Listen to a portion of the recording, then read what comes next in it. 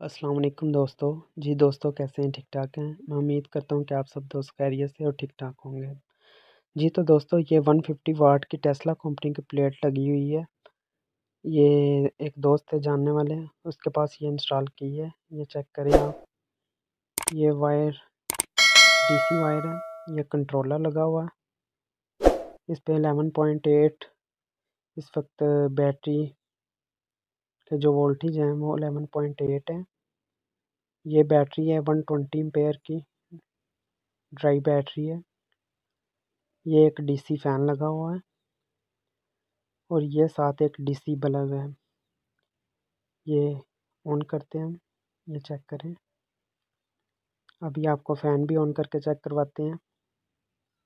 जी तो दोस्तों, इसकी बहुत ज़बरदस्त किस्म की हवा देखने में मिल रही है।